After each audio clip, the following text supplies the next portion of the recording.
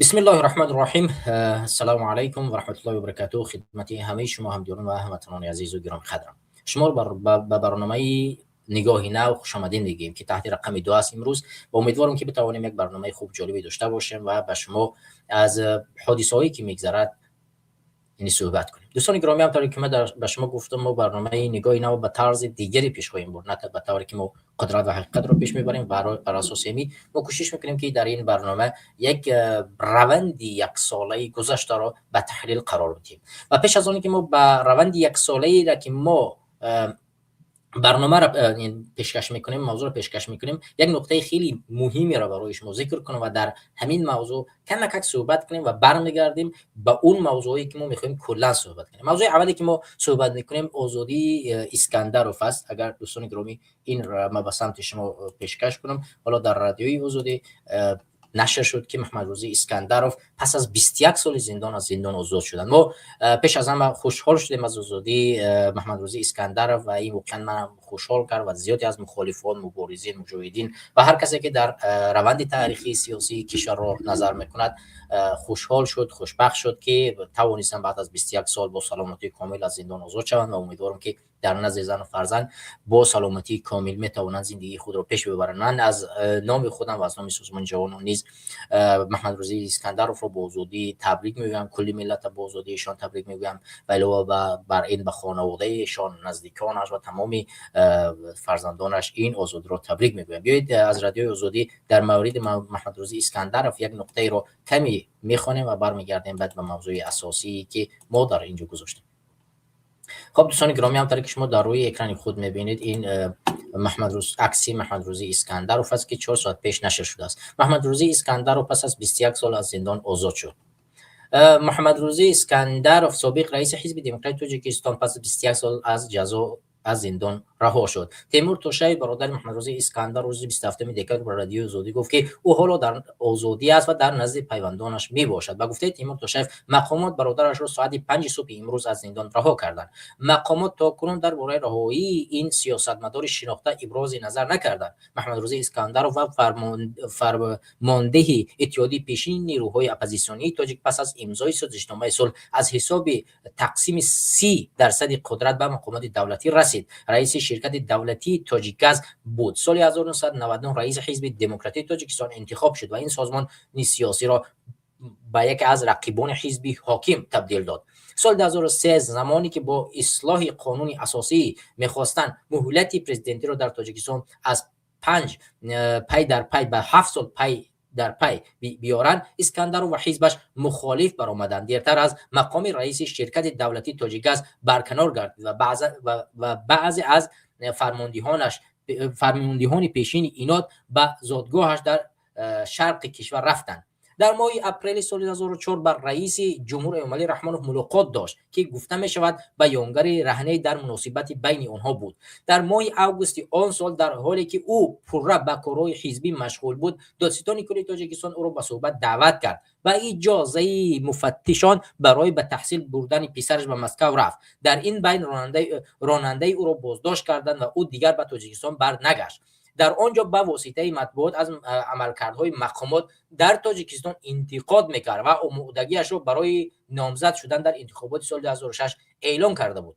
9 دکبر سال 2004 در عرفه یک دیدار با معاون وزیر دفاع جنرال عبدالحلیم نظرزاده حاجی حلیم در روسیه بازداشت و در بهار سال 2005 رها شد، اما به 15 اپریل سال 2005 در مسکو ناپدید و به طور مرموز به دوشنبه آورده شد.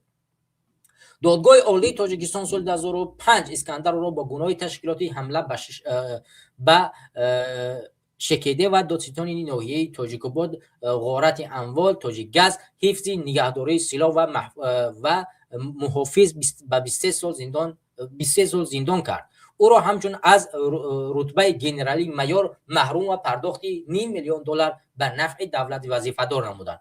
محمد رضا اسکندر و طرفدارانش آن زمان به حکم دادگاه راضی نبودند و قضیه را سیاسی می‌خواندند. حکومت تاجیکستان هیچگاه وجود محبوسان سیاسی را نپذیرفت. دادگاه حقوقی بشر اروپا اسکندر محمد رضاییف را از روسیه به تاجیکستان غیر قانونی دانست و مسکو را جریمه بست. کمیته حقوق بشر سازمان ملل از مقامات تاجیکستان بازبینی حکم او را خواست. اسکندر بعد از زندان شدن در محبس ویژه برای نظامیان و کارمندانی سابق مقامات قدرتی نگهداری میشد، اما آگوست سال 2015 به حبس نظامیش شدید شهر باختر انتقال داده شد.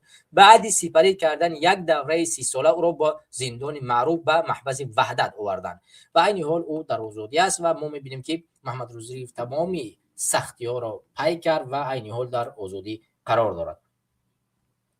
همطور که شما میبینید محمد رضا اسکندرов یکی از چهره‌های شناخته تاجیکستان و یکی از سیاستمدار معروف تاجیکستان هست و ایشان رو بازم به آزادی تبریک میگیم و امیدواریم که این آزادی باعث بیدار شدن روحیه تمام زندانیا، روحیه مبارزان، روحیه مجاهدین، روحیه مردمی که آزادخواه هستند تبدیل می‌گردد و این یک نیروی میبخشد که ما و شما میتوانیم در کوتاه‌ترین فرصت در تاجیکستان یک انقلاب را به میان بیاریم. البته محمد رضا اسکندرov عین حال در دیگر دوران پیرانسالی قرار دارد، دیگر از او انتظاری مبارزه در مقابل حکومت نیست، ولی به هر حال ما ایشان را تبریک میگیم و امیدواریم که میتواند آینده زندگیش را در نزد زن و فرزندش به یک حالت خوب میگذراند و دوباره مقامات قدرتی بازم پرونده با بهانه‌های گوناگون نسبت اون میبافند و او رو به زندان نمیبرند. ما میدونیم که ایمانی رحمانوف 10 نفرایی که از زندان آزاد شدن با بهانه‌های گوناگون اونها را چیکار کرد؟ دوباره اتهام زد و به زندان برد و ما امیدواریم که محمد رضا اسکندرov جزء آنها نخواهد بود. این بود سرسخن برنامه و کوتاه‌تر در مورد محمد رضا اسکندرov. برمیگردیم به برنامه اساسی که ما و شما صحبت میکنیم. دوستان گرامی و هموطنان عزیز، یکی از موضوعی که ما میخوام در این جا صحبت کنم این مسئله قربانی و زورآوری و کشتار مخالف مردم تاجیکستان در خارج از کشور و داخل است و در این موضوع ما بسیار طولانی خواهیم صحبت کرد. یک از موضوع اساسی برنامه ما خواهد بود که ما میدونیم که مخصوصا در فدراسیون روسیه افزایش بدبینی نسبت مهاجران نسبت تاجیکان خیلی زیاد گشته است. خب بعد از مخصوصا بعد از حمله کراکوسیتی ما می‌بینیم که وضعیت بسیار شدیداً در حالت بسیار خطرناکی قرار گرفت و علاوه بر این ما یک حادثه جدیدی داریم که یک کودک 10 ساله تاجیک در مکتب از جانب یک بدبخت و نجات پرستی روس به قتل رسانیده شد. موضوع دومی ما صحبت خواهیم کرد موضوع امنیتی داخلی تاجیکستان است که خطرهای بسیار وجود دارد که متاسفانه ما میتونیم که در مرز تاجیکستان همیشه پی در پی ضد خورد با افغانستان صورت میگیرد و هفته گذشته نیز یکی از وضعیتایی که به میان آمد این قتل 2 شهروند و یک 2 پاسبان و پاسبانی تاجیکستان بود که این وضعیت را بازم نشان می‌دهد که امنیت در تاجیکستان متاسفانه بسیار در حالت بد قرار دارد و علاوه بر این یک اشاره دیگری به وضعیت امضای سازشنامه بین سرحدی از قرقیزستان تاجیکستان صحبت خواهیم کرد. مسئله سومی که ما صحبت می‌کنیم مسئله انتخابات است که در سال 25 یک از مسائل مهمی دیگه که گذشت مثلا موضوع انتخابات بود که انتخابات بسیار در حالت سختی قرار گرفت. ما به این موضوع اشاره خواهیم کرد که چرا در این موضوع برای تاجیکان و تاجیکستان بسیار مهم است. مسئله دیگه و که ما صحبت خواهیم کرد مسئله اخیر مسئله حقوق انسان و فشار بر جامعه شهروندی در داخل کشور است که در اینجا از جمله شامل میشه حزب‌های سیاسی، جامعه مدنی، روزنامه‌نگاران و اشخاص‌های گوناگونی که در سال 2025 مورد یعنی ظلم و ستم حکومت ایمانی رحمانوف قرار گرفتند. خب دوستان گرامی این چند نکته بود که من سرسخن صحبت کردم تا بگردیم به مسئله مهمی که ما و شما صحبت میکنیم. ما میگردیم یک پای در یک صحبت میکنیم و میبینیم که آخران ان شاء الله به کدام نقطه خواهیم رسید. خب مسئله اولی که ما صحبت میکنیم مسئله قتل و کشتار و اشتراک تاجیکان در خارج است که چگونه شهروندان بود در خارج کشور قتل میشن، کشته میشن یا به جنگ‌های گوناگون برده میشوند که حکومت تاجیکستان بدون شک و این دست خیلی بزرگی دارد. مسئله اولی که ما در اینجا ذکر میکنیم یعنی نقطه گذاری میکنیم چون این فشارها به جامعه تاجیکان و تاجیکستانیان خیلی زیاد است و یک حادثه این است که ما شما میتونیم اینا بیان بداریم. مسئله اولی که ما صحبت خواهیم کرد این مسئله کروکوسیتی است که ما میدونیم که در سال گذشته در کروکوسیتی یکی از حمله های وحشتناک صورت گرفت و در اینجا متاسفانه اسم شهروندان تاجیکستان کشیده شد. اسم شهروندان تاجیکستان که زیاده از 10 نفر گمانبر یا که زیاده از 20 نفر اگر اشتباه نکنم گمانبر همه از شهروندان تاجیکستان بودند و ما دیدیم که اینها رو با یک حالت بسیار سنگین و فشار سخت دستگیر کردن، گوش بریدن، لطوکوب کردن و بسیار به اتهام سخت اونها رو اتهام زدن. اما ما میدونیم که زیاد از کارشناسان و جامعه شهروندی و کشورهای دیگری که بسیار با این حالات ها آشنا هستند، اونها ادعا کردن که اینها نمیتونن این حمله را انجام بدن چون از چند دیده توانایی چون این یک کارو نداشتن. مسئله اولی که اینجا شبهه‌ناک بود مسئله فیض بود، یکی از جوانهای سرتراش که 19 ساله بود و او جوان بود و همه از او یک انسان بسیار خوب معرفی میکردن و میگفتن او هیچ شریکی در اینجا نداشت و او در اینجا اتهام کرده شد در حالی که حتی 5 وقت نمازش هم رو نمیخوند است و او هیچ وقت به خاطر دینی کار نمیکرد. یعنی مسئله که شبهه آور مسئله فیض است و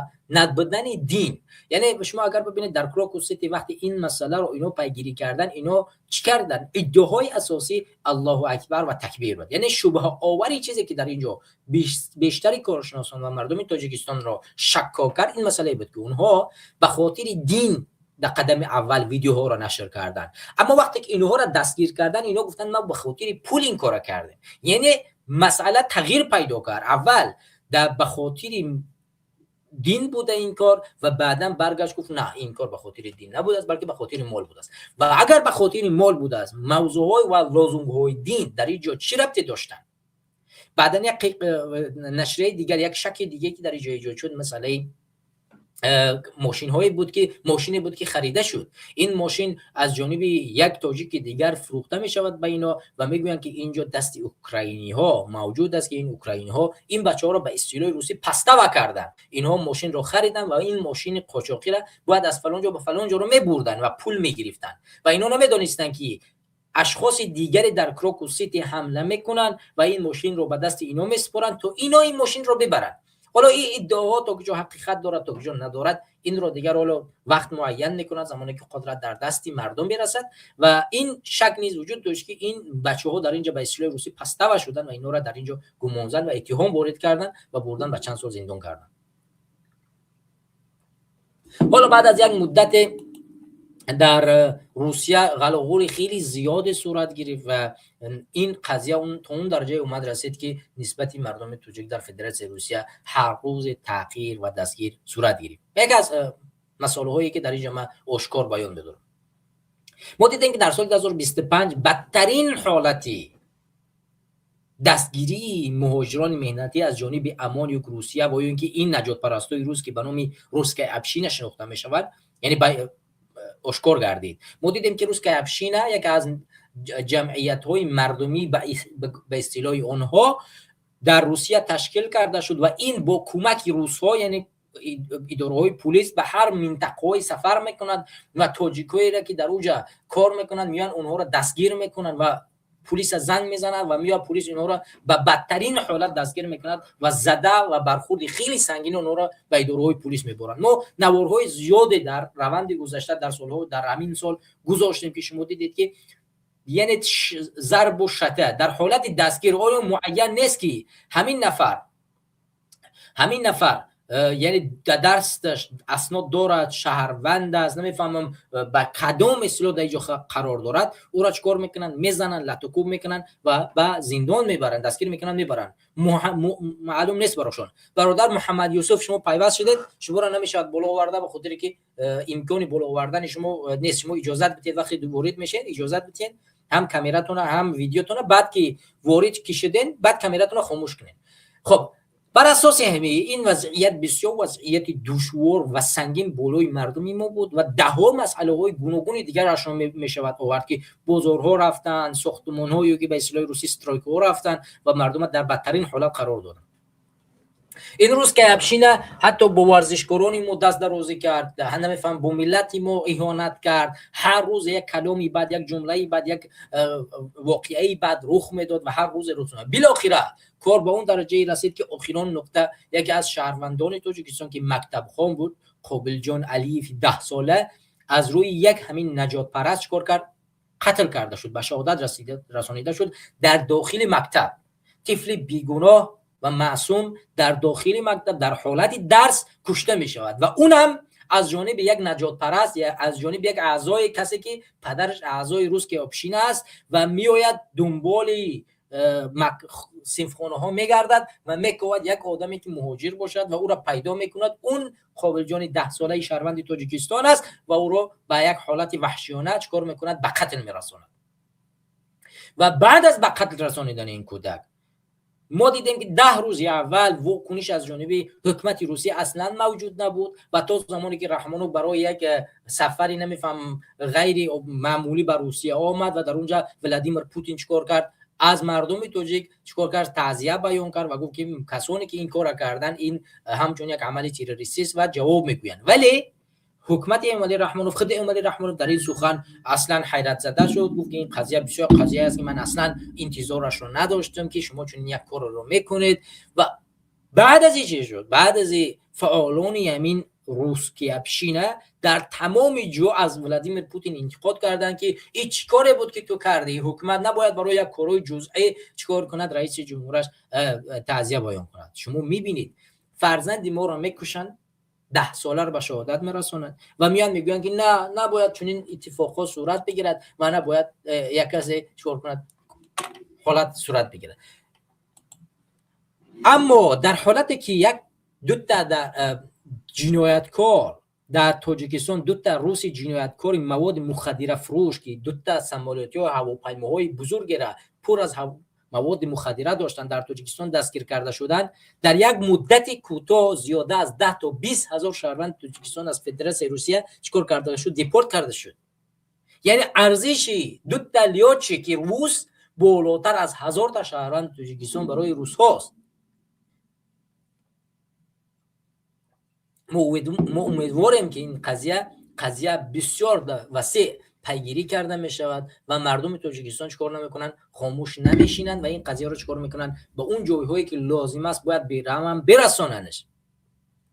ما در همین یک هفته گذشته میبینیم که تمام بلاگران نمیفهمم بلاگران همش برام به نزد خانواده همین شهید فقط به خاطر نوار گرفتن و چیکار کردن؟ نشان دادن به جامعه. شما اگر میروید از جیبه که مردم پول جمع میکنید میبرید به این مادر رو میتید، چرا باید یک مادر غمخوار را باید به شبکه‌های اجتماعی برارید؟ چرا یک مادر مسلمان غمزده را باید شما نوار بگیرید و پول را برای دست بیارید؟ مگر در فرهنگ ما تاجیکا همین نیست که به این دستت خیر کن دست دیگر نفهمد؟ همین قضیه خیر کردن ما که این دستت بیاد دست دیگر نفهمد کجا شد؟ چرا از فرهنگ خودتون استفاده نمیکنید؟ از فرهنگ بیگانه استفاده میکنید. حالا همینجا قضیه اگر دیگر می بود که یک ملا میرفت یک پول میداد، شما هزارها میگفتید که این ملا خودنمایی کرد فلان و بیسمدان کرد. چرا شما میرید خودنمایی میکنید؟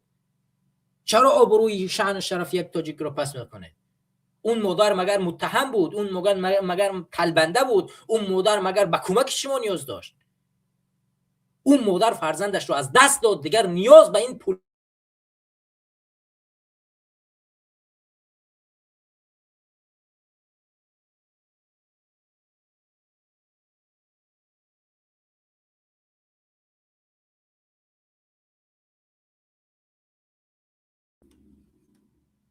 ببخشید برادران.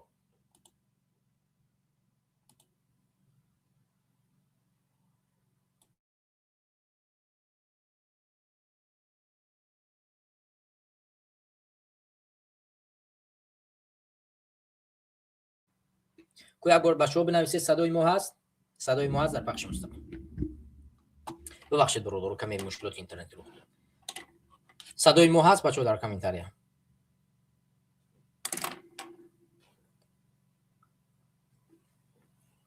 ببخشید بچه‌ها صدای ما هست؟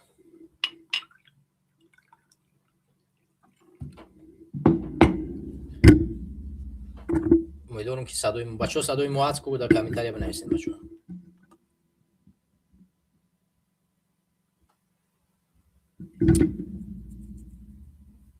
صدای ما هست؟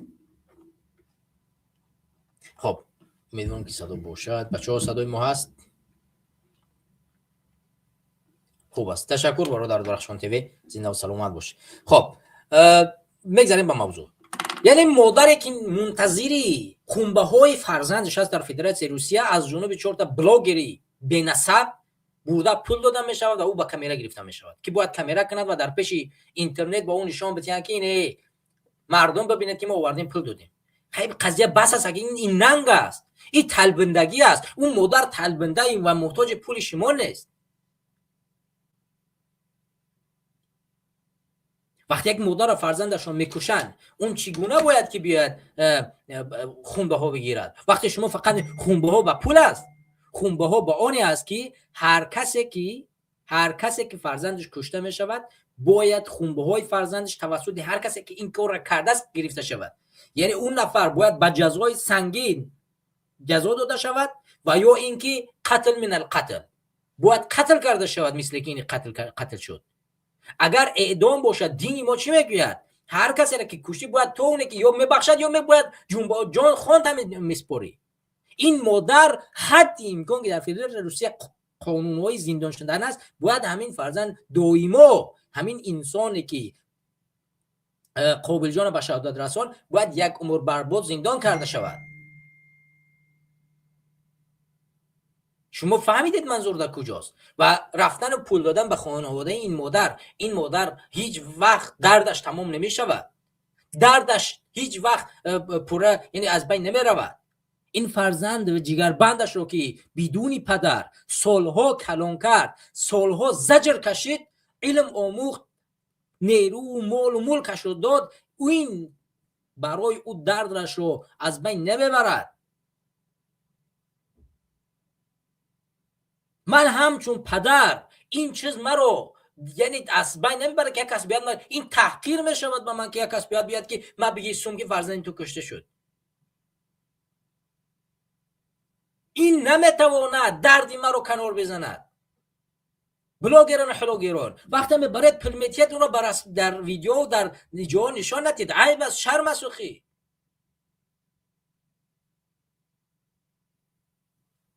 هزار تا فرزند امروز در خارج کشور کشته بشود. با خدا قسم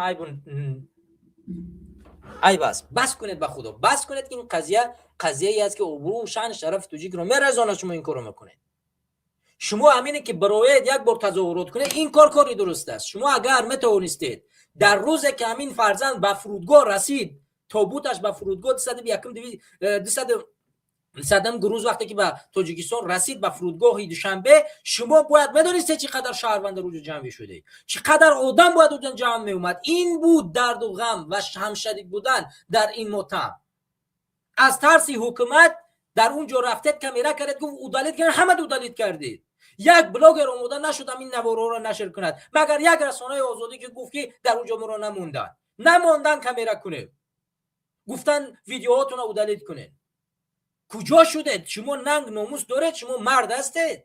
شما اونجا اگر میرفتید مردم رو هر روز دعوت میکردید که برادران تاجیکم، مردم تاجیکستان، شهروندان تاجیکستان، امروز تابوت فلان فلان فلان ساعت در فرودگاه میاد میرسد، باید ما همه 10,000 نفر، 20,000 نفر، 100,000 نفر باید در فرودگاه جمع شیم.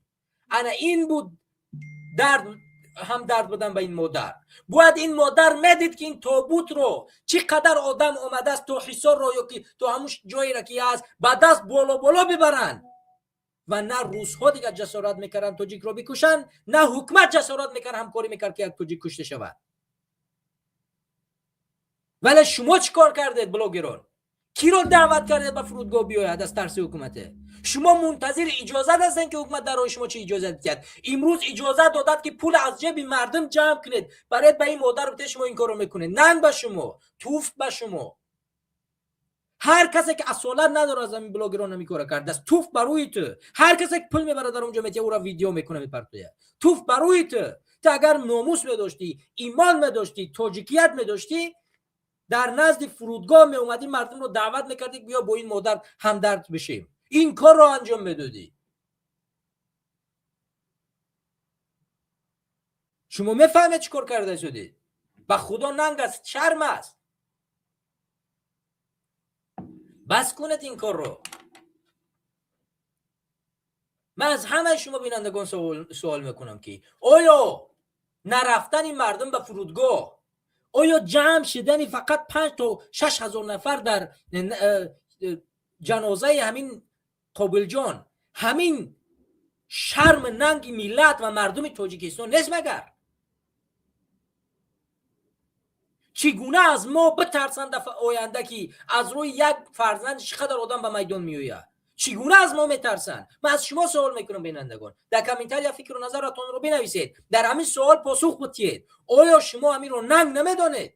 آیا فردا اگر یک ملتگرای روز یک تاجیک دیگر بکشد، بخواهد بکشد، آیا او یگان ترس هراس خواهد داشت؟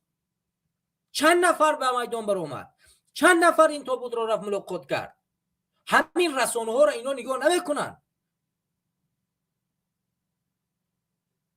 شما اگر فکری مرا خطا میگین مرحمت بیان بدارید دیگه، که نه شما درست میگویید. همین 6000 نفر کافی است.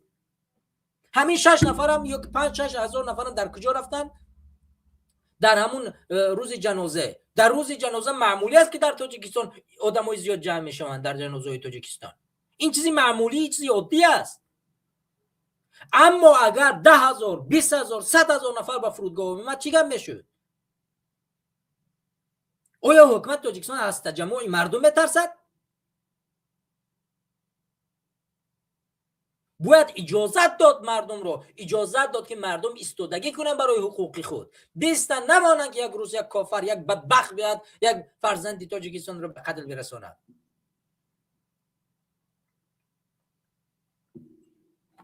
مسئله دوم، همین مسئله فشار. ببینید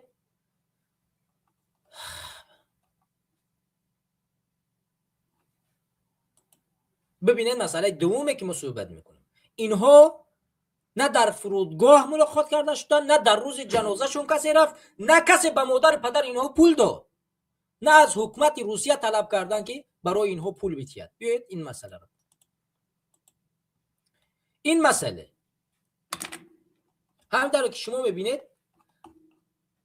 این دو شهروند تاجیکستان، دو شهروند تاجیکستان، ایوب جان پیراف از ناحیه رودکی، عظمت سنگینوف از شهر پنجکن و غیرت بلگیف از ناحیه همدانی، سه زاده دیگری تاجیکستان که در جنگ روسیه علیه اوکراین کشته شدند در زادگاهشان دفن کردند. مقامات شرح نمیدین. منبع رادیو آزادی روز 23 دکبر گفت که این دو نفر اونها از بازداشتگاه زندان و یک با وعده گرفتن حجت روسیه به میدان جنگ برده شدند. 3 نفر شهروند تاجیکستان بردن در جنگ اوکراین، 2 نفرش از زندان، یکیش برای وعده یک پاسپورت پوچ بردن در فدراسیون روسیه کشتن، در حالی که در تاجیکستان قانون است که یک شهروند تاجیکستان حقی ندارد از جانب دیگر کشور برود بجنگد. شما کجا را نگه دارید؟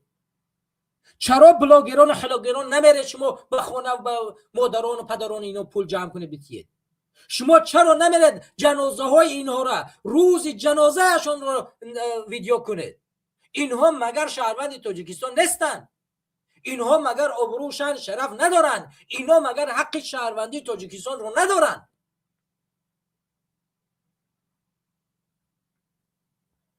اوخه ای بچه، همین ننگم ناموس هم یک چیزی خوب است. اگر بی‌ناموس باشه، دیوس باشه، بگه ما بی‌ناموس دیوسیم. اوخه این چیز رو آشکار بگید که ما قبول کنیم که شما همین گونه هستید. حالا اینجا قضیه با حکومت نیست، کاری حکومت جداست. ما اینجا مثلا مال حکومت نیست. حکومت قوری مردش یک بی‌ناموس بدبخت ظالم ستمگر است، دیگر اون رو بگذار کنار. حکومت مشخص است که پروای مردم ندارد، سالهاست از مردم خود رو جدا کرده است، با خون اومده است، به خون این ملت میرود و او قضیهش جداست. ولی اینجا همین بدبختا اوصاف کنکانی حکومتن که با اسم بلاگر امروز خود رو معرفی کردن و در مابین مردم میان چیکار میکنن؟ من بلاگر حلاگر، و میاد در مابین مردم از مردم پول جمع میکند و میرود به یک کسی که از او باید ایمیج بیننده و باید یک کسی را یک جا جلب کنه چیکار میکند؟ خود رو نشان میدهد. شما میدونید که چقدر شهروند تاجیکستان در همین جنگ اوکراین برده غیر از انتظار کشته شده است؟ اجباراً آیا همین نفری که از زندان برده شد فکر میکنید به اختیار خود از زندان رفت؟ آیا فکر میکنید همون به یک اتهامی درست زندان کرده شد در فدراسیون روسیه؟ ما هزارها قضیه‌هایی را میدونیم که میان در جیبک یک چیز را میپرتن و برای زندان میکنن. حرف زدن بتونه 8 سال بیکار در اون زندان میشینی. 2 روز بعد دیگه میان میگن اگر با جنگ نروی باز اینم یک اتهام دیگه میزنیم 20 سال زندان میشه، یا جنگ یا 20 سال زندان، یا جنگ یا 30 سال زندان. اخیر با والله قسم عیب شرم از شما کم حیا بکنید. حالا بیاید ببینیم همین قضیه، این همین قضیه دو جوان، بیاید یک بار ببینید که چگونه جسدهایشان به تاجیکستان اومد، جسدهای اینها چگونه به تاجیکستان اومد، تحت کدام شرایط، چگونه بعد از جنگ اینو به کدام حالت قرار داشتن. شما بیاید یک بار قضیه رو خوب بررسی و تحلیل بکنید، یک بار ببینید. ایوب جان پیروف 20 ساله به قول یک از نزدیکانش در زندان چیلیابینسک ادای جزا میکرد و 9 ایول 2025 به جنگ بردن. خودش با والدینش گفته است که هیچ علاج نماند، معلوم نیست که در محبس چه شرایطی داشت. بعد 3 ماه رفتن به جنگ بدرک شد. تماس آخرینش 30 سپتامبر بود. سپس از قسم حربی به والدینش خبر رساندند که او مرده است. نقل کرده است مصاحبی ما که با دلیل امنیت نامش نوشته نمی شود. پیکر یا جسد ایوب پیروف رو روز 3 دکمبر در ناحیه رودکی دفن کردند. وی پسر یگانه خانواده بوده است. به نقل نزدیکانش ایوب جان پیروف در تاجیکستان تولد شده، شهروند روسیه رو داشته و سال 2023 به گناه قاچاق مواد مخدره 6.5 سال زندان محروم گشت، چیزی که آنها تهمت مینامند. یعنی شما ببینید یک نفر 2 سال شد 6.5 سال زندانش کردن، 2 سال یا 2.5 سال در زندان است، میتواند هر لحظه آزاد بشه و 4 سال پس دیگر. چرا باید برای 4 سال یا که برای 3.5 سال زندان چیکار کند؟ باید برود خودش رو در جنگ بکشد. برای چی؟ فرزند یگانه خانواده، یک فرزند بود در خانواده. بازم من همون طوری که گفتم مواد مخدره در روسیه اتهام زدنش بسیار وجود داره، بسیار یک موضوع وسیع است. هر روز یک تاجیک رو با این اتهام میکنند که گویا که مواد مخدره فروخته است. دروغ است، بهتان است. اینها به خاطر زمان گرفتن یک تاجیک بیچاره که میدونن هیچ کسی ندارد، هیچ کس از این دفاع نمیکند، میان در جیبش میدازن برای زندانش میکنن. این قضیه بسیار وسیع است. عظمت سنگینوف رو ببینیم. جسد عظمت سنگینوف رو روز 16 دکمبر از روسیه آوردن. در زادگاهش دهه نگنات پنجکن به خاک سپردن. یک همدیهاش به رادیو آزادی که او در عملیات نظامی در اوکراین کشته شده، جسدش رو پس از 1 ماه پیدا کردن. بجز از ستون مهره و قفس سینه چیزی نمونده بود. یعنی جسدش رو وقتی آوردن ستون مهره پشت است و قفس سینه، هیچ چیز دیگری از جسد وجود نداشت، نه رو، نه دست، نه پا، هیچ چیز. شما میبینید حالت مردمی تاجیکستان رو به کجا میارن میرسونن. شما دیده شدید.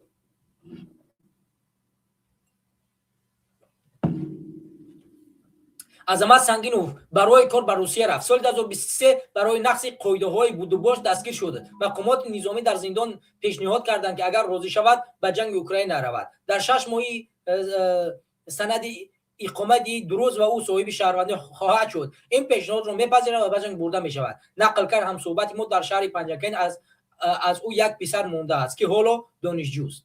ببینید فقط به خاطر اونه که او به خاطر بود و باش، به خاطر که پراپیسکا یا که پتن نداشت در بازداشتگاه قرار داشت، از همونجا رستکی میگیرن چیکارش میکنن؟ ریزا کرده به جنگ میبرنش. یعنی مغزشویش میکنن. مغزشویی همون گونه که داعش شهروندان تاجیکستان رو مغزشویی کرد به جنگ برد و 4,500 شهروند تاجیکستان رو به قتل رساند. امروز فدراسیون روسیه شهروندان ما رو به زور برای فریب، نیرنگ، تهمت، اتهام به زندان میبرد و در داخل زندان چیکار میکند؟ فشار میارد، بالایشان مغزشویی میکند و فریب میکند، به جنگ میبرد. چه از دیدگاه مالی باشد، چه از دیدگاه اسنادی باشد، چه از دیدگاه زور و فشار باشد، مغزشون میبرد، میگیره به جنگ میبرشون. این بدبختی تا کی باید ادامه کند؟ به خدا بس است. بیاید مسئله غیرت رو ببینیم. غیرت بگیه با قمانده جسد غیرت بگه فی 20 ساله از دهه ینگولد نوحیه همدانی روز 23 دکبر دفن کردن. یکی از نزدیکانش در صحبت در رادیو آزادی گفت که وقتی تابوت رو برای شستن جسد باز کردن به جز سری سوخته و یک گوشی چپ دیگر اعضای بدنش نبود. ببینید اون رو نگه چی میگه.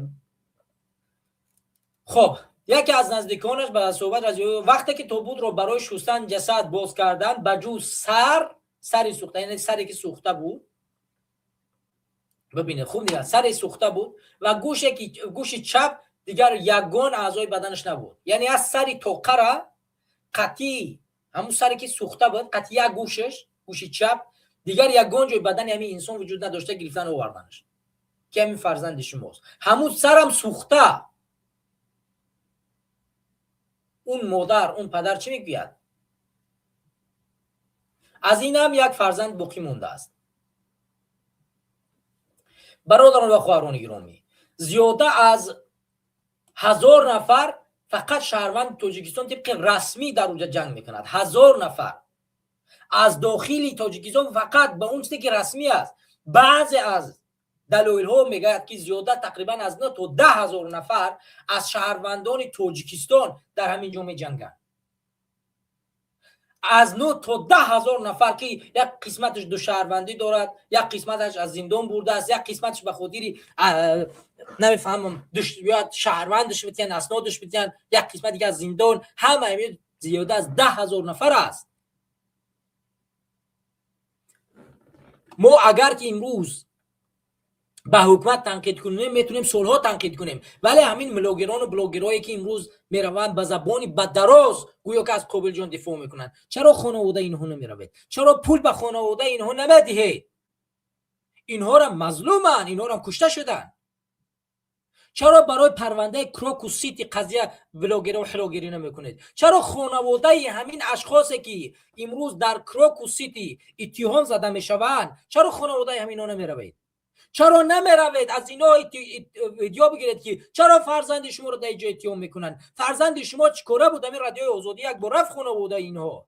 چرا شما نمیروید؟ چرا پول نمیبرید؟ چرا از اونها دفاع نمیکنید؟ اونها متهم نیستن، اونها را اتهام وارد کردن. اونها در اینجا چیکار کردن؟ از جانب بین روسیه و اوکراین، بین این دو مقامات قربانی گشتن.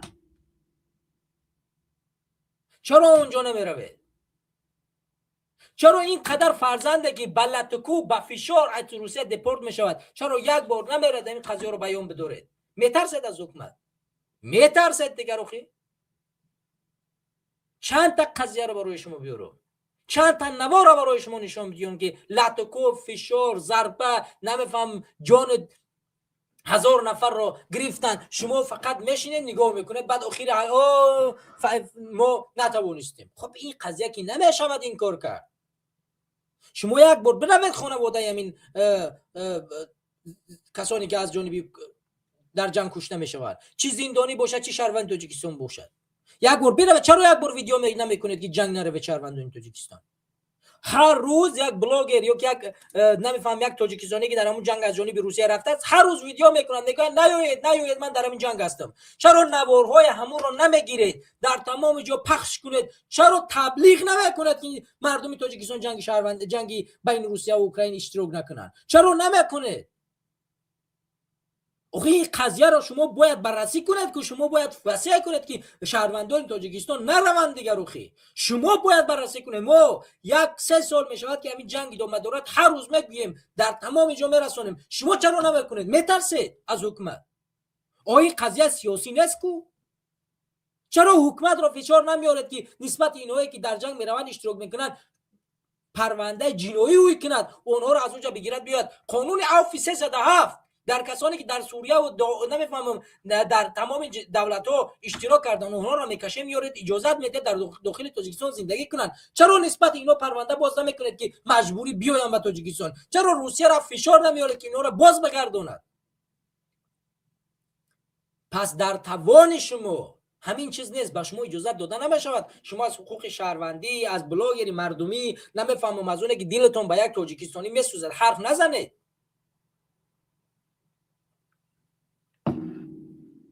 حرف نزنید شما. برادران لطفاً نوار رو لایک بزنید، کامنتار بیشتر بنویسید. برادران یا خواهش برادران لایک بیشتر بزنید تا بیننده زیاد شود. در اون 64 نفر ما را از فیسبوک تو دیگه یوتیوب تو دی یوتیوب که ما پخش مستقیم داریم تماشا دارن، لایک رو بیشتر بزنید، کامنتار زیادتر کنید، ان شاء الله که مردم بیشتر وارد میشن. بسیار موضوع مهم است تو این در این برنامه بتونم بیشتر توضیح بدیم. خب مسئله دیگری که ما بیان میکنیم، ببین دوستان گرامی، حال اگر من در همین تنها رسانه رادیوی آزادی یا اینکه در گوگل یک بارم که در همون جستجویش یک بار بنویسم که قضیه‌هایی که با ستم تاجیکان در فدراسیون روسیه وجود دارد بنویسم، 1000 قضیه میآید، میلیون قضیه پیش میآید. هر روز یک شهروند ما در فدراسیون روسیه با اتهام گوناگون زندان کرده می شود، یک نفر دیگهش کشته می شود، یک نفر دیگهش دیپارتیسه کرده می شود، یک نفر دیگهش فریب کرده به جنگ اوکراین برده می شود. هر روز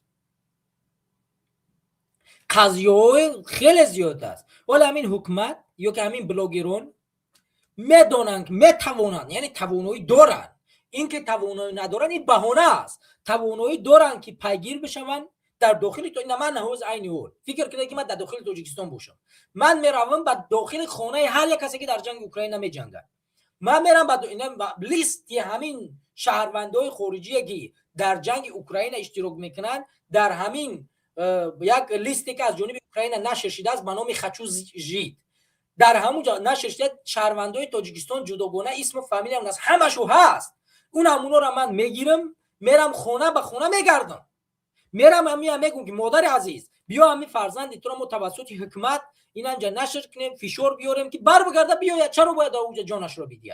از همونجا برمیگردونی توسط حکومت میگیری، میار ویدیویش رو میکنی، از مادرش اینترویو میگیری، چرا همین به اجازه خودش رفته است، تحت کدام شرایط رفته است، فشارش آوردن، با اجازه خودش رفته است. اگر هر کس که با اجازه خودش رفت، حکومت باید نسبت پرونده بکنه، یعنی با اجازه خودش رفته است، نسبتش طبق قانون‌های تاجیکستان پرونده باید باز کرده شود. و هر کسی که بدون اجازه خودش برده شود، باید حکومت تاجیکستان با همین بلاگرها تلاش کوشش کنن او را مجبور کنن حکومت روسیه را که او را از همون جنگ بر بگرداند و با تاجیکستان بیارد. اگر زندانی است طبق قانون اساسی تاجیکستان، او میتواند همون زندانش را در داخل تاجیکستان بگذراند، در اوجا نه میارنش در زندانش را در داخل تاجیکستان نشیند. بیاید یک نفر پیوست شده است با اسم دورو، پیوستش کنیم و صحبت ادامه میدیم. آقای عبیدالله درود و احترامات، سلام علیکم و رحمت الله و برکاته. و علیکم سلام دوست گرامی، بفرمایید. امیدوارم ان شاء الله که خوبی صحتی سلامت باشید. ما درباره می بلاگرها میگفتم یک سخن بگم. بفرمایید برادر.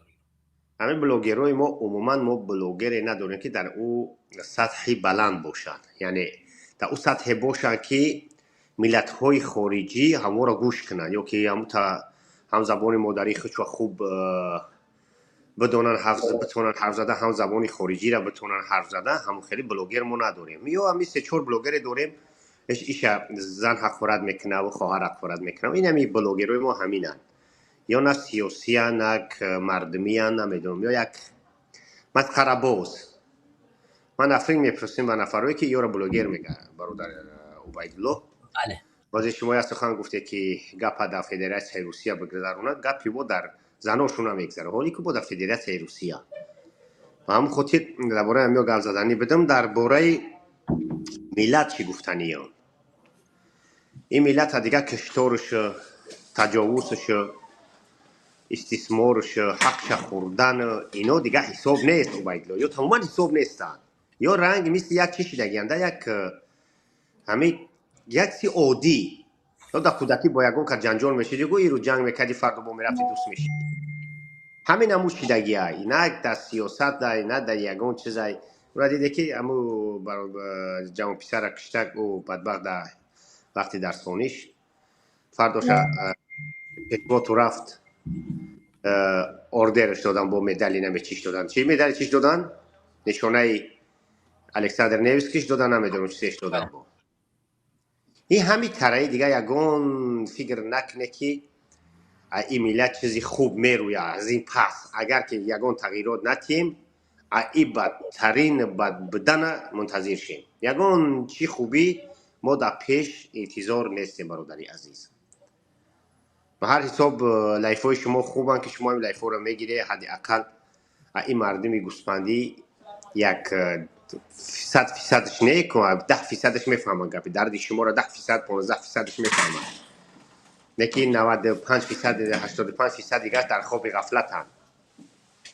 نه بگذار خدا دعا میکنیم که ملت بیدار شوه، ضرر فایده خودشو ضرر از فایده خودشو فرق کنن، بدونن که چه خیل منبعای زیر زمینی، چه خیل کانهای زمینی سمو چیزهای گرانبهای زیر زمینی ما از دست این حکومت تجاوز میشه و اینا چه خیل او را میکنن با نرخ ارزان با چین میفروشند. یک کمی از او برای خودشون مبلغ حرام در میآوند، پیسه را در درون پول در درون تاجیکستان مصرف نمیکنن، در خارج برای خود نمیدارم آپارتمان خریداری میکنن، ماشین های گرانبها.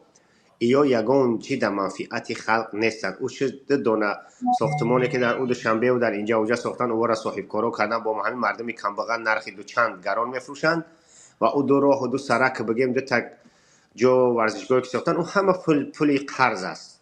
این ملت باور کنه این اولاد برو از سری قدرت یا میروند این قرضا را شما میتیه یا او دولتایی که برای این حکومت و دیگر و نداد است برای رحمانوف و برای اویله رحمانوف و با نام تاجیکستان قرض گرفتگیان و را شما گردونده میتیه را فراموش نکنی، هوشیار باشی. همین اوبایلو برادری عزیز دیگه چی بگیم، در خیلی زیاده برادری عزیز. ای کجایی که بزنیم ما مینوس داریم، یک گون جام خیلی پیلوسه همه بگیم همون منفی ای یگان جا ما خیلی جای با خدا نداریم. باید یک جا این برای خود یک جوانی آزاداندیش، یک جوانی مبارز، یک جوانی سیاستمدار، یک جوانی که از در یک دهه در یک وطن به دنیا آمده که اساسگذار تاجیکستان نوید از همون وطن های شادمان نصرتالله معصوم قهرمانی ما. ببین نصرتالله معصوم برای ملت وطنش کشته شد، برای ملت وطنش کشته شد، زید اجنبی و زید نمیدونم روس و زید اینا خیس و خنگ و کشته شد، خواهینش اعلان کردن کشتنش. به هر حساب همین را گفتنیم اوبایدو برادر عزیز، این ملت ما از همین منبرهای همین برادرها صدا میکنیم، صدای زاری و التجا و گریه میکردیم به خدا، در افیرها ما رفتیم گریه کردیم. خواهش تو میکنیم بیدار شوی، هوشیار شوی که تجاوز شده ایستادیم. اصل 21 چراغ ما نمیتین، حداقل همون انگشتنگ هایی که در کوههای ما هستن نعمت خداوندن. همین یک دولت پدر نعلت همون قدرتی را نداره که در هر ناحیه بیاره 100 تن 100 تن 100 تن 100 تن 100 تن بریزه بگه که حداقل همین عائله هایی که 100,000 سومان 2,000 سومان مبلغ ندارن که همین را دسترس کنن، برای همون 500 کیلویی مثل دولت شوروی نورما میدادن. یعنی هر یک عائله کم بضاعت همون دولت کمک میداد. حداقل همین انگشتنگ نمیتونستن همین یک خیرمن کنن، از همون خیرمنگاه با همون ترازوها به همین مردم کم بضاعت 10 کاپی میدادن که همین زندگی آسان میشید. این همی را باید بیت فکر کنی. از همین دولت یگون کس در همینجا بگه که از همین پاسپورت میره میخری، دکتر میره با پول جراحی میکنی، دکتر میره با پول طبابت میکنی، میبخشه توالتش و پول. اوایی که از کوهسار میاد یگون میرلت چیش میکنم میرلت آبی جمهوری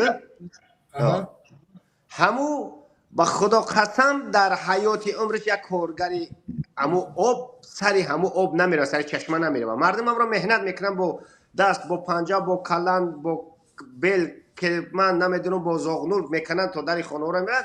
ملت آب جمهوری میره و چی میکنه با استی سومانیه بتیه. کو عدالت برادرو، این دوران سری شما زنده و زنده تجاوز تو دوران. هر تجاوزی که در تاریخ نکرده در سری ما همی حکومت کرد سری ما کرد. این ده موسیقی تو میمونن ده با کنوت و جنبارونه ای فراموش کنه که ای شما با بدبختی تو میبرن. فرهنگ ما رقص بازی نیست. این مردم فرهنگ ما رقص بازی و کنجنبانی نیست. فرهنگ ما سینا بود، فرهنگ ما بیرونی بود، فرهنگ ما خوارزمی بود، فرهنگ ما نمیدونم حافظ و سعدی و دیگرش بود. شما یک فرهنگ تمدنی بزرگ آورده، اخیرش آورده به کنجنبونی.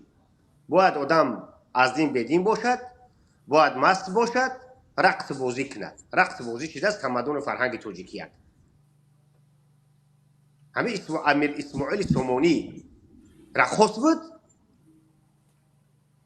همین اخیران که من میام همین استاد لایق شیرعلی رقاصه بود. نه یا مردای غیور بودن یا مردای با فرهنگ با شعور و با تمدن بودن که همین ملت ما تو حجر ایستاد تا همین ایست پس احتیاط کنه که ملت از بین میره و دیده که در همین مرز افغانستان ده تا قاچاقبر آمد تا افسر ما را کشت. و معلوم نیست که اولی ما افغانا کردن همه کارو دیگه سر افغانا بره. قرقیزستان دیگه تمام شد، گپش خاتمه شد. با ازبکستان مشکلی نداره، دیگه گپش خاتمه شد. انا حاضر شده سر این 2 سال 1 سال دیگه شده است این حکومت ما دوره با افغانا سلامو افسرای ما را میبره در مرز امنیت خودش میکشه، میگه تا قاچاقبر کو هم قاچاقبر پدناله طرف شده مردم نشون بده حرامزاده ها همواره پرونده بیاره ناس شده مردم نشون بده روشش ما ببینیم خو باور تو کنیم. این صحنه بازی ها و صحنه سازی ها بس است دیگه. تو که با ما خیر بازی و شوخی و با تمسخر با مردم با تمسخر کار میکنه. بخز مردم یا میده هوشیار شه حدی اقل نخیزه انقلاب نکنه. شما کو انقلاب صدقه انقلاب تو کنه. شما بگم او غیرت انقلابی را نداره در وجودتون نمونده است دیگه. از ترس میرینه با همون خود حدی اقل از حق خود و حقوق خود طلب کنه که نمو جاهایی که به فایده میبره پیسه یا پول میتی اهمو کمی محافظت خود کنه جنگ کنه نتی پول همین کروپسیا را اقل خود ای بین بره. 2 نفری که از شما پول طلب میکنه لطش کنه همورا نتیش پول اومد قبیدن بگو باز من پول طلب کرد. برای پول طلب کردن زدمش. قانون تاجیکستان جاتر اجازت میتیه. همین را گفتنی بیدا برادر عزیز چند دقیقه بگیم کم است. ما در همین لایف ها و در همین پخش زنده شما برادر عزیز موفقیت میخواهیم. خداوند زبان را ای با بروتر باشه و بیدلا افتخاری ما هستید در برادر عزیز. سلامت باشید. ان شاء الله با در لایف های دیگر حضور میکنیم برادر. حتما تشکر از اشتراک. امیدوارم که بازم پیوست میشین صحبت میکنیم. زنده و سلامت باشین از اشتراک دوستی رو. تشکر از برادرایی که پیوست شدن و واقعا برادر بسیار نقطه‌های جالبی را ذکر کردن که هر قضیه که رخ میاد بسیار قضیه‌ای است که برای ما پیدا کننده باید باشه، اما متاسفانه برعکس میگرده. یعنی یک قضیه‌ای که باید ما را تکون بده ملت بر بخیزه همون ملت برعکس میشه. یعنی ما با تملق‌کاری رو آوردیم. همین قضیه قبول جون ملت رو میتونیش اتحاد کنه. مثلا ما میتونیم همین قضیه رو مثلا چرا من مثلا در همین قضیه ویدیو نکردم، چرا مثلا در همین قضیه حکومت انتقاد نکردیم، چرا در همین قضیه ما نخواستیم بلاگرها رو انتقاد کنیم در قدم اول، در همین قضیه نخواستیم سیاست رو ورید همین کنیم. میخواستیم این قضیه همچون یک قضیه مردمی بر بخیزه و مردم خودش این قضیه را یک قضیه جدی و بی‌ایستان تو ایستادگی کنند. وقتی قبول جان به تاجیکستان بردن دیدیم که یک مرد هیچ کس و نزد فرودگاه ناومد. حتی اون درجه بدبختی صورت گرفت که حکومت اجازه نداد روزنامه‌نگارا کامera کنند در فرودگاه. چگونه در ایرپورت نمیمونی همون توبوت کامera کرده شود که مردم ببینه که چقدر تاجیکستانی درجه تجمع کرده است. حکومت میتوانست با یک اشاره یا تبلیغ تلویزیونی که فلان ساعت هواپیمای توبود قبول جان به فرودگاه میاد صدها هزارها وند تاجیکستان چیکار کنه در همونجا جمع کنه، ولی کار نکرد. برای چی کار نکرد؟ به خاطری که میترسه که مردم اتحاد شوند یا گپ شوند و هم فکر هم دل شوند. یعنی در درد یک مظلوم وارد یعنی هم درد شوند. این کار حکومت نمیخواد، به همین خاطر مردم چیکار میکنن؟ دور میکنن و ما مردم چیکار میکنیم؟ میترسیم. ما همین قضیه را سیاسی نکردیم ولی دیدیم که مردم ما متاسفانه به خاطر اینه که باید بر بخیزه اتحاد شود برعکس میکنه. بردن مردم ما را تملق‌کاری فکر کردن که جان یک انسان را به پول خریده میشود. بردن پول بیان بو کامera به مردم نشون بدید. این قضیه بدبختانه قضیه است. به خود این کار تو ننگ است. حالا ما برمیگردیم به مسئله دوم، امنیت مرزی. امنیت مرزی مسئله بسیار مهم است. من همونطوری که گفتم در نزد مرزی ما امسال چند نفر کشته شد، از جمله 2 نفر همین هفته 2 نفر در مرز کشته می شود. با جای اینه که حکومت تاجیکستان ایستادگی کند بیستد، میگه که من از حکومت طالبان میخواهیم که همین 2 نفر رو، کسی که این 2 نفر رو کشته پاسخی، یعنی پاسخ بده یا که بخشش از ما بپرسد. با یک بخشش جون 2 نفره که سرباز این ملت هست، مرز این نفر، امنیت این مردم رو حمایت میکند، یعنی پاسخ میگیریم ما. یک کس بگوید که بخشش که خیلی ما 2 نفر کشتیم، تمام. یعنی حکومت تو این درجه را پایان فرموده است که میگوید در عوض کشتن 2 سرباز از ما فقط عذر بپرسید.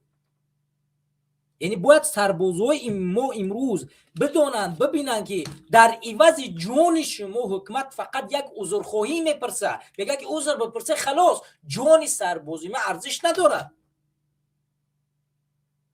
در حالی که 2 هفته پیش در برنامه من وجود داره، شما بتونید نوار رو تماشا کنید، یکی از مایور است اگر اشتباه نکنم، در چرخبال در بالا با نوار میگه که طرف حکومت طالبان که شما نگاه کنید، شما مرز ما را گذاشتید، شما قانون مرزی را اجرا نمیکنید، شما در زمین تاجیکستان طلا میگیرید، اگر شما همین آدماتون را نگیرید ما چاره‌بینی میکنیم.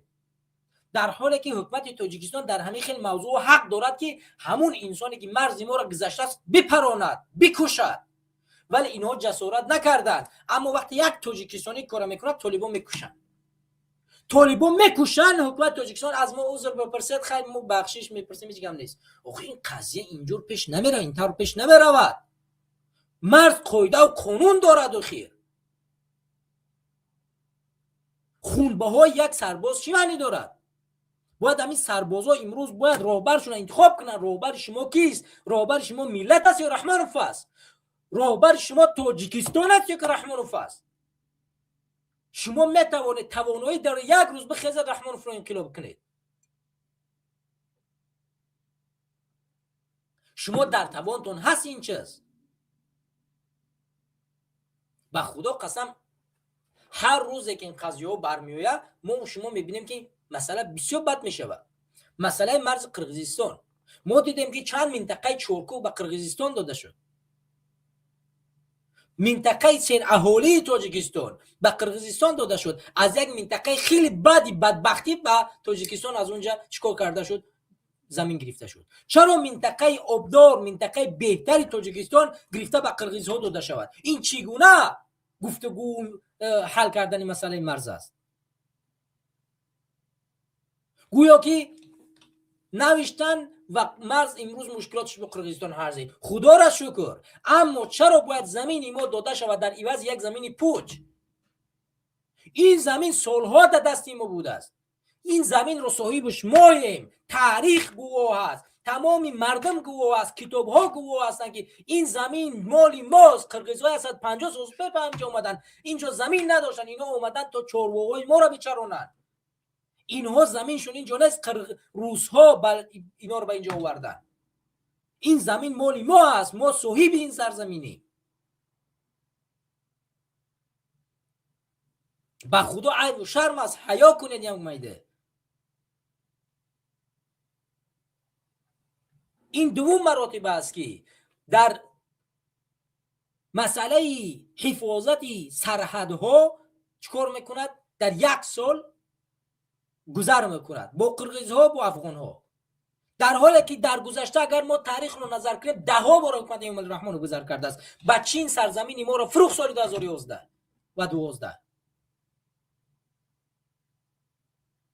این قضیه تکرار و تکرار و تکرار می شود هر روز. به خدا قسم شرم و حیا کنید. مسئله سوم، انتخابات پارلمانی. ما در سال 2025 مسئله انتخابی پارلمانی داشتیم.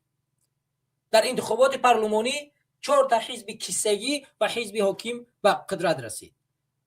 7 تا حزب رسمی در تاجیکستان است. 8 دانه بودن حزب نهضت اسلامی تاجیکستان، ولی سال 2015 حزب نهضت اسلامی تاجیکستان بیرون کرده شد، ممنوع کرده شد و 7 حزب رسمی در تاجیکستان است که حزب سوسیال دموکرات تاجیکستان برابری محمد زائیروف بود که زاهیروف از دنیا درگذشتن و جانشین او یک نفر دیگر شد که بعدا معاون او شکرجان حکیموف زندان کرده شد و این حزب در پراکندگی قرار دارد. برای 6 حزب دیگر در داخل تاجیکستان فعالیت میکنند. این حزب‌ها همش کیسگی اند. یگان حزبی ها که بتواند یک مستقلیت را پیش ببرد و در تاجیکستان صدایی در مقابل حکومت باشد وجود ندارد و همین حزب‌های کیسگی یکیش 5 نفر، یکیش 3 نفر، یک نفر وارد پارلمان شدن و با تمام رعیت به حزب حاکم رأی میدهند.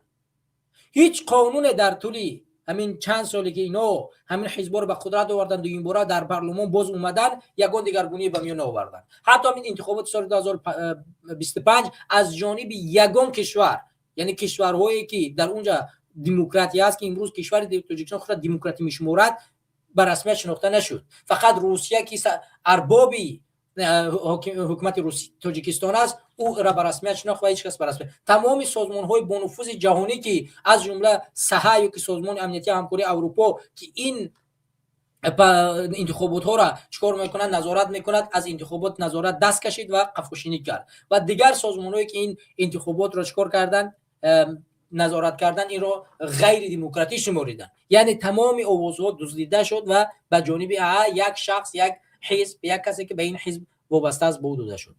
این دوم مسئله سوم. مسئله چهارم مسئله حقوق انسان و فشار به جامعه شهروندی در داخل تاجیکستان است.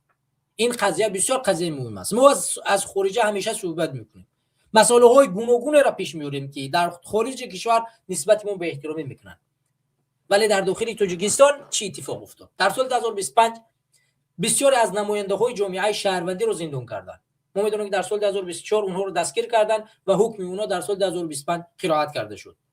و یکی از بدترین حالاتی که رخ داد در سال 2025 این حکم ناعادلانه روزنامه نگار مشهور مادر یک فرزند رخشانه حکیمووا بود.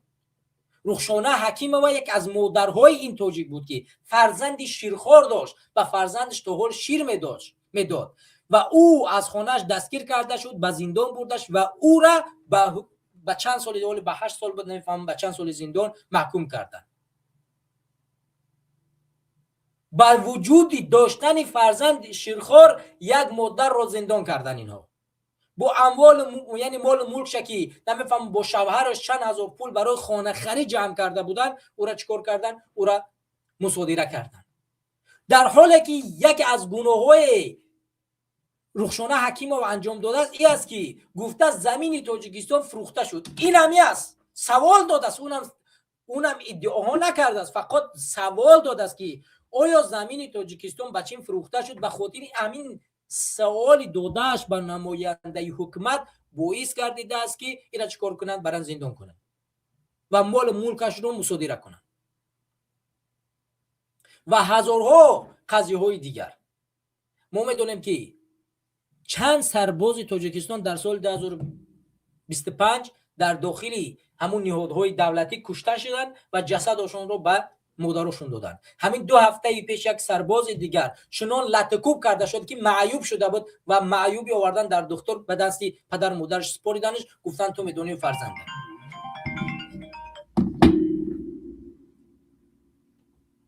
یعنی شما قضیه رو با این درجه رو درک کردید که وضعیت تا کجاست. بیاید چند مسئله رو اینجا ببینیم. حالا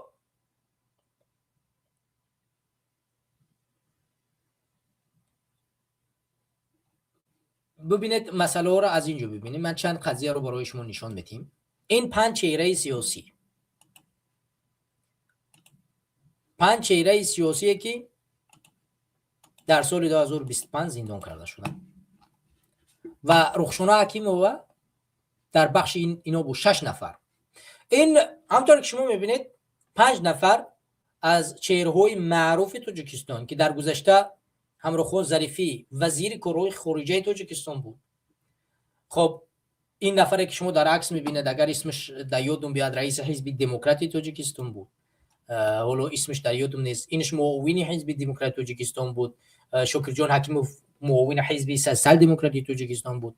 حالا چندین نفرها با اتهام میگوید که در تاجیکستان انقلاب میکنن و از 20 سال بالا از 18 سال بالا زندان کرده شدن و بدترین حالت این حالتی رخشانه حکیمی بود و این نفرها همش در سال 2025 زندان کرده شدن.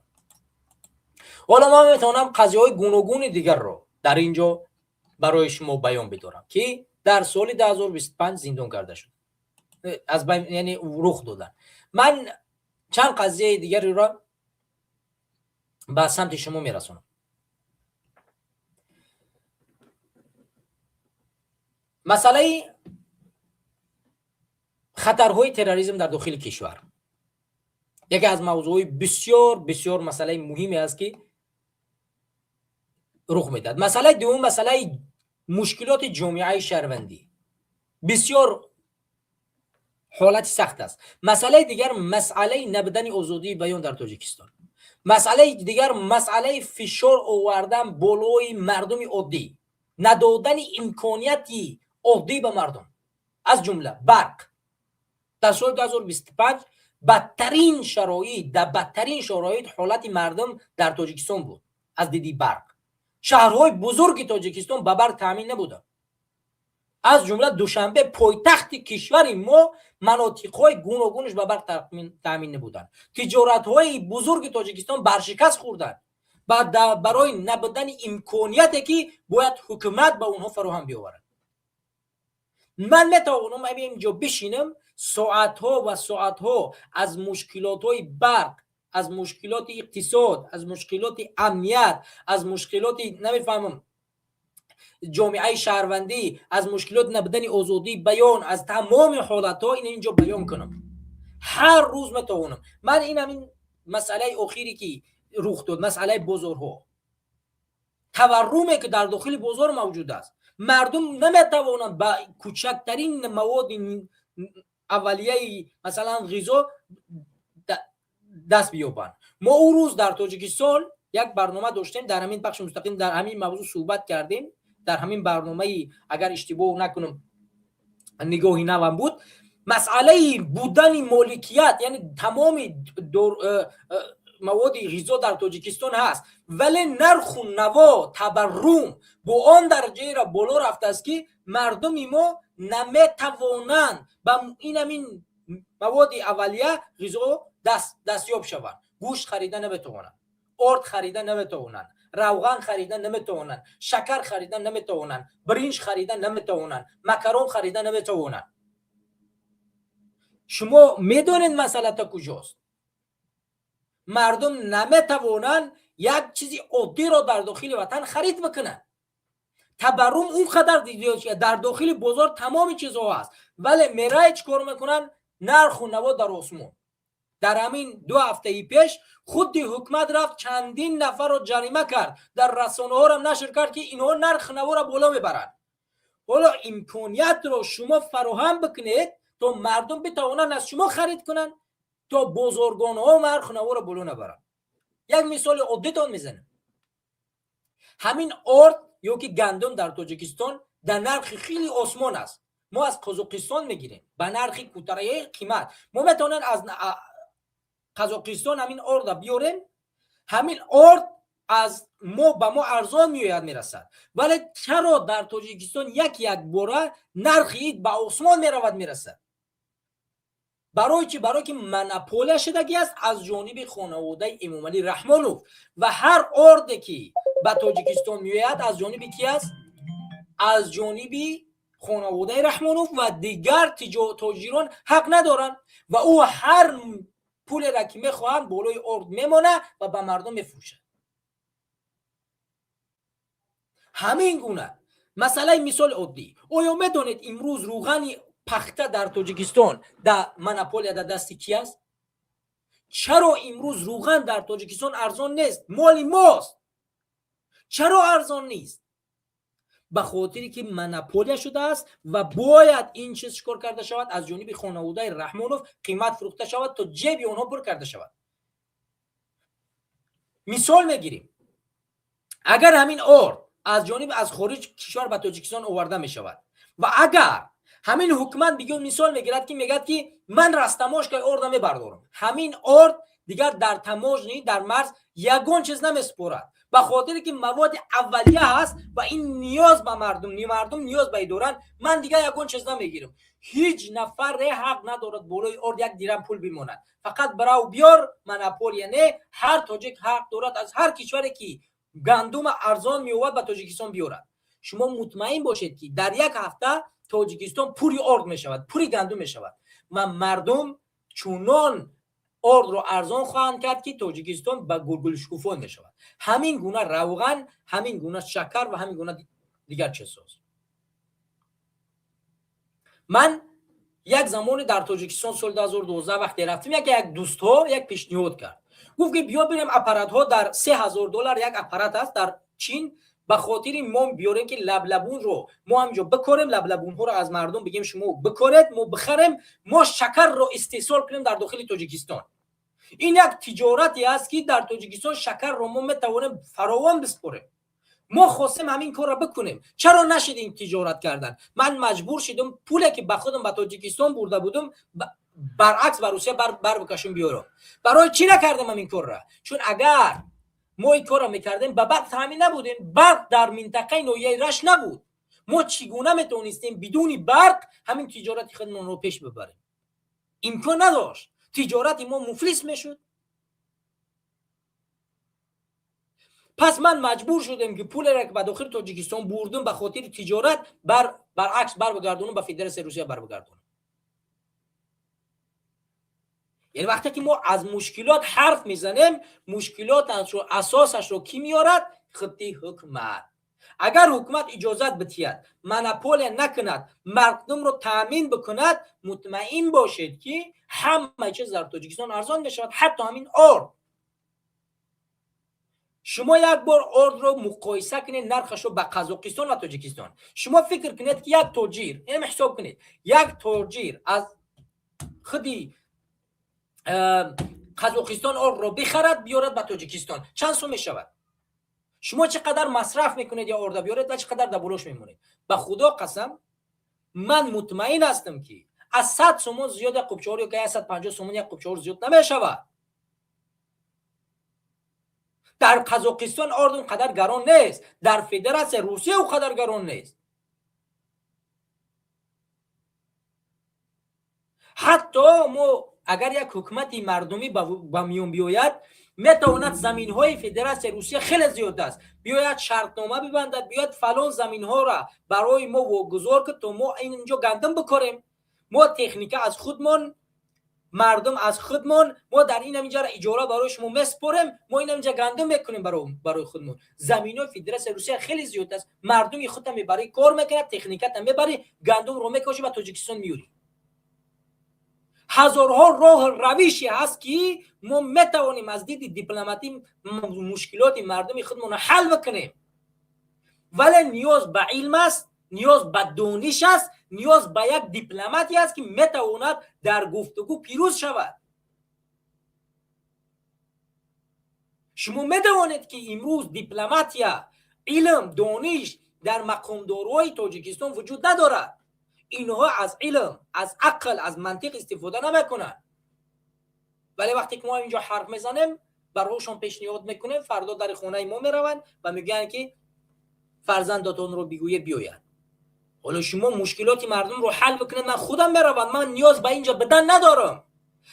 همین مشکلات مردم رو حل کنید، خود همین مردم به من نیاز ندارن، به حرفای من نیاز ندارن.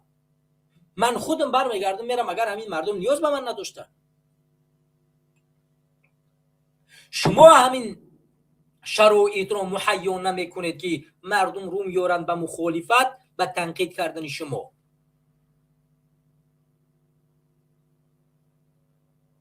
حالا شما بدونید که در یک باره مثلا مثال میگیرم، بعد از جنگ اوکراین و روسیه بنزین در امریکا، در اروپا، در همه جا قیمت شد. شما دیدید مردم همین منطقه چیکار کردن؟ تظاهرات ها پی در پی، همون قدر فشار آوردن که نفت ارزون کردن. حکومت ها آماده بدن از جیبک خودشون ماهانه برای سوزشواری، مثلا بریتانیای کبیر زمستان حدودی $700 به مردم خودش پرداخت کرد، به هر کسی که کم بیزاعت بود به خاطر برق. فقط به خاطر برق گرمدهی در وطن، یعنی مردمی کم بیزاد اذیت نکشد. هر یک خانواده را $700 ماهانه رسخود یک خانواده زمستان چقدر است؟ $60 است، $70 است. یعنی یک ساله یک خانواده را پرداخت کرد تا اینه که مردم نخزن، انقلاب نکنن، تظاهرات نکنن، ناراضیت در مقابل همین حکومت نکنن. ولی در تاجیکستان چی؟ هر روز برق ما بالا میرود. برای چی برق ما باید بالا بره وقتی استحصال داخلی است؟ برق چرا باید بالا برود وقتی استحصال داخلی است؟ ایران نفتش رو بالا برد یک زمان که استحصال داخلی بود، تمام مردمش به کوچه برآمد، در کوتاه‌ترین فرصت نرخ نفت و بنزین ارزان کرد، چون استحصال داخلی است. به خدا قسم عیب است، به خدا قسم شرم است، به خدا قسم حیا است، نه تنها برای این حکومت، برای ما کل مردم تاجیکستان که یک حکومت را اینم که جا کردیم و ظلم ستم و قبول کردیم ما میشینیم. به خدا قسم این گونه کاری من تو پیش نمی رود، این گونه پیش نمی رود. حالی یک مثال عادی، حالا همین ویدیوی ولادیمیر پوتین بمونیم، شما همین ویدیو را تماشا کنید. در همین ویدیو یک واکنش نشان داده بود خود رحمانوف، اصلا یک اوه تمام اینا ولادیمیر پوتین. حالا چی بگرزد به دیگرها، به اونه که خب یه بچه هزارها کشته شد. بار اول از در تاریخ تاجیکستان یک پرزیدنت خارجی برای کشتن یک شهروند تاجیکستان همدردی میکند، در حالی که خود امامعلی رحمانوف تو امروز به همین مادر همدردی نکرده است، حتی جسارت نکرد در همین جا به هم ملت خودش به همین مادر همدردی بیان کنه. بیاید این ویدیو رو تماشا کنیم، همین ویدیو رو تماشا کنیم.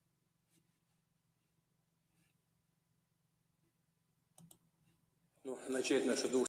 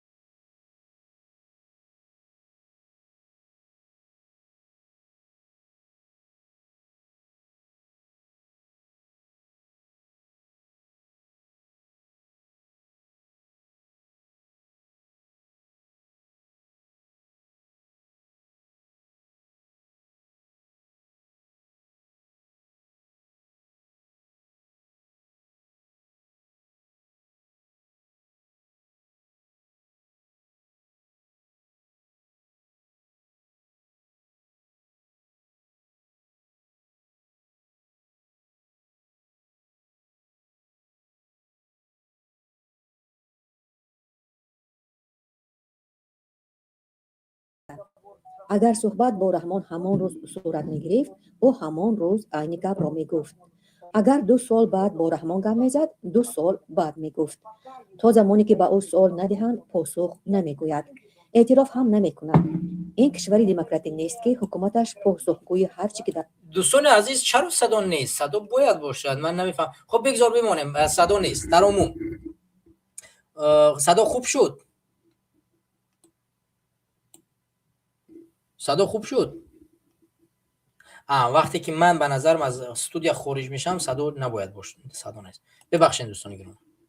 уровня встречи хотел бы со слов искреннего соболезнования بسیاری تسلیتی ولادیمیر پوتین و امامعلی رحمان در رابطه با مرگ لورا 13 ساله تاجیک بعد یک هفته قتل قابل جان علیف و ظاهرا زیر فشار واکنش وسیع جامعه تاجیکستان و دیگر کشورهای منطقه. совершение терактов в отношении детей. عملیات تروریستی به خصوص نسبت به کودکان بسیار جنایت نفرت انگیز است. بی شبهه تحقیقات کامل صورت میگیرد و گناهکاران اگر چند نفر باشند جزایی سزاوار خواهند بود.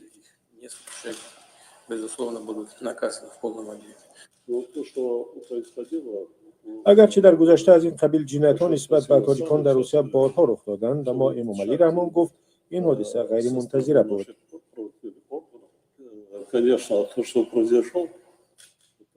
албатта он чӣ ки рух дод ғайриинтизор буд. Ин гуна ҷинояткорон дар ҷаҳон ба қадри кофӣ вуҷуд доранд. Мо ҳоло дар як дунёи бисёр печида зиндагӣ мекунем.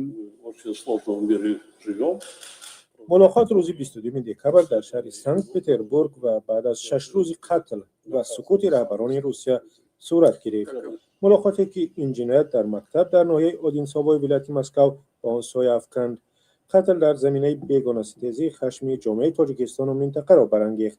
ظاهراً همین فشار گسترده سبب شد که پوتین را به سخن وادار کند.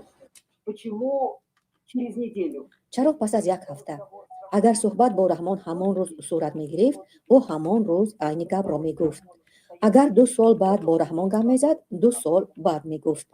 تا زمانی که به او سوال ندهند پاسخ نمی‌گوید، اعتراف هم نمی‌کند.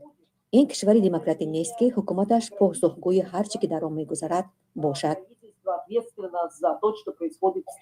6 روز پیش از ملاقات نوروزی 15 ساله روس در روز روشن به مکتب وارد شد. پاسبان آن و طفل تاجیک را کارت زد. پاسبان زخمی، طفل کشته شد. حمله‌ور اول از کودکان لرزان می‌پرسید که ملتشان چیست. جنایت دیگر باره مشکل مهاجرستیزی و ملتگرایی را در روسیه عیان‌تر کرد و به سرخطی رسانه‌های زیاده کشید. Трагедия в Одинцово – прямое следствие пропаганды насилия. فوجیه در ادینسو و پیامد روشن تشویق زورآوری و تحمل ناپذیری ملی و دینی است که سال اخیر مطبوعات روسیه دامن میزند و این تو به شووینیسم و بیگانه‌ستیزی آشکارا رسیده است. Российская пропаганда пропитана вся насквозь. سیاستی که به گفته یک کارشناس تاجیک در روسیه حالا به سطح دولتی رسیده و همه قشرهای جامعه اثر گذاشته است. سبب اصلی آنچه که اتفاق افتاد افزایش بیگانه‌ستیزی و نفرت به مهاجران در جامعه معاصر روسیه است. اگرچه در گذشته در روسیه بیگانه‌ستیزی در جامعه نسبتاً پنهان بود و در رسانه‌های علاهیده و سازمان‌ها تشویق می‌شد، ولی حالا به یک بخش سیاستی دولتی تبدیل یافته است. این ترکیب یعنی دولت و سازمان‌های غیر حکومتی و مطبوعات تحت حمایت دولت سبب افزایش بی‌سابقه نفرت به بیگانگان در جامعه روسیه شده است. هزاران نفر از کشورهای گوناگون در شبکه‌های اجتماعی به مادر قابلجان، دادر او و مردم تاجیکستان اظهار همدردی کردند. ماتم وسیع پوتین و رحمان را هم به سخن آورد. حالا مسئله که اینجا بسیار مهم است برای گفتن این مسئله ای است که یعنی رحمانوف حتی جسارت نکرد برای مردم خود یه حرفی در همینجا کنار بزنه. یعنی نگو که من از مردم بابت این غم همدردی میکنم و از مادر یعنی همدرد شریک همدرد همین مادر هستم. اصلا بیان نکرد. حتی ولادیمیر پوتین به خود جسارت کرد این حرف بگوید، از مردم تاجیکستان عذر بپرسد. این چیز همچون یک عملی تروریستی نامی. ولی خود امامعلی رحمانوف که پرزیدنت میشمرخشه برای تاجیکستان و تاجیکان همدردی بیان نکرد به همین مادر. یعنی یک زینه پایان نفرماد بگه که خیلی همینجا یک فرزند کشته شد. در یگان رسانه دولتی امروز در همدردی بیان نکرده. نه در سفینه‌اش، نه در نمیفهمم تلویزیون تاجیکستان، نه در سامانه پرزیدنت، نه در خاور، در یگان جو. اوخی این قضیه نباید همین گونه پیش برود. عیب است، شرم است، حیا است به والله قسم. این مسئله است که وقتی که ما میگیم که قضیه‌ای که ما اگر بخوایم تاجیکستان رو تغییر بدیم میتونه حکومت اگر بخواه همین است که اگر میخواد در همینجا از مردم همدردی بیان میکرد، اگر بخواه مردم به اور تامین باشن، مرز را آزاد میگذارد و میگوید که هر کسی که آورد دیگر هیچ کسی در مرز برای اور یک مواد غذایی اولیه چیکار نمیکنه، پول پرداخت نمیکند. اگر بخواهد ساحه تجارت اقتصاد در بالا در تاجیکستان پیش برود، با هر کسی که شرکت باز میکند امتیاز میتید و میگوید که برق تو با برق تامین میشی و هیچ وقت برقی تو اگر تو تجاری برقی تو و شرکتی تو به برق نمیموند، یک لینی مخصوص برای تاجرها پیشکش میکند و ده موضوع گوناگون دیگه ای است که ما میتونیم در همین مسئله ها سالها بشینیم صحبت کنیم و پیشنهاد کنیم. برای همین برادران و خواهران گرامی وقتی که ما قضیه رو بیان می‌داریم ما از شما فقط می‌خوایم که فکراً بشینید با همون فکری خود کار بکنید و سوال جواب کنید که در روزی که میتوانید یک انسان و یک شهروند رو بفهمونید فکری او را دیدی او را به تاجیکستان و آینده تغییر بدهید تا اینه که ما بتوانیم صف ما زیاد کنیم. وقتی که صفوفی ما زیاد شد مطمئن باشید که ما میتوانیم آینده تاجیکستان را تغییر بدهیم. شما فکر نکنید که امروز در تاجیکستان اگر دیگرگونی به میان بیاد این ملت دیگر به همین راهی که امروز به این بدبختی رفته به این بدبختی نمیرود. مطمئن باشید که با 4 تا چاپلوس دیگه میبرد از دنبال همون کسی که انقلاب میکند تو فلان تو بسمدان تو نمیفهمم جناب عالی تو بهترین تو روحانی تو فلانی با میسازش یا جناب محمد رحمانوفی دیگر. به خدا همین گونه میشود اگر من تو اینجا رو تغییر ندیم. انقلاب فکری از انقلاب اساسی از انقلاب فکری رخ میده. من اگر تغییرات وارد کردیم فردا هر کسی که در سر قدرت اومد اجازه نمیدیم و علاوه برای این انقلاب را ما انجام میدیم که نمیمونیم دیگرها در تاجیکستان چیکار کنن دیگرگونی را هر طوری که اونا میخواهن یعنی تاجیکستان رو با زور و فشار و ظلم بسازن اجازه نخواهیم داد، بلکه تاجیکستان رو با عقل با فکر روشن و با اون تکنولوژی جدیدی که میتواند آینده حکومت ما مردم ما و کشور ما پیشرفت کند بسازن و این با هماهنگی یکدیگر انجام داده می شود. با هماهنگی من و تو کسی دیگه ای کار نمیکند. دیگر دولت نمیاد برای من و تو بسازد. هر کس منفعت میجوید. مثلا ما اگر که مثال میگیریم برق رو به کشور خارجی نفروشیم به افغانستان نفروشیم بگوییم که مثلا امروز مثال میگیریم شکر در تاجیکستان از خارج میاد ما اگر همین روز بتوانیم یک لینی جداگانه بسازیم همون لینی جداگانه شرکت هایی که تجارت میکنن به برق تامین کنیم ما بگیم که هر کسی که اگر همین اپاراتوری را که برای شکرسازی میاری دیگر ما همین ها را پشت لوس نمیگیریم بیاریشو به پل از گجای میاری بیای شرکت بسازی به هر کسی که میخواد لبلبو در تاجیکستان بکارد برای شکرسازی مرحمت بیای ما در فلانجا برای شما آب مهیا میکنیم و شما این کار را بکنید. مطمئن باشید که کشاورز در تاجیکستان ریخته است و امکانیت فراهم میسازد و هیچ وقت شما از خارج دیگه شکر نمیارید. همین گونه شما اگر بخواید روغن رو در تاجیکستان استحصالش رو زیاد کنید ارزان کنید شما باز به همین مردم رو بیایید و همین مردم همون قدر در تاجیکستان همین سیمچکر یا که همین افتومونگان هم قدر میشنونه که جهان زیاد میشود. صدا نیست برادرو؟ به نظرم صدا برادری ما کمک دیرتر گوش میکنه. صدا هست؟ یعنی شما میفهمید موضوع در کجاست. یعنی ما میتوانیم تاجیکستان یک کار کنیم حکومت اگر بخواه پس ما و تو باید حکومت رو مجبور بسازیم که امکانیات ها رو بسازه. وقتی که این حکومت تواناییش رو نداره ما چرا باید برق رو در افغانستان بفروشیم وقتی خودمون در داخل نیاز داریم؟ شرکت های خودمون شرکت های تجارتی خودمون امروز به برق تامین نیستن. امروز تاجرای ما فقط به یک چی به یک مغازه به یک چیز عادی مشغولن. هزارها ساحه تجارتی دیگه است. مواد خام در تاجیکستان ریخته است. همین مواد خام ما به خارج می رود. همین مواد خام ما اشیای خام ما همش به خارج کشور میرد. در خارج ساخته می شود میاد در داخل تاجیکستان میفروشش. برای چی؟ برای که برق نیست، برای که امکانیت نیست، برای که آزادی نیست.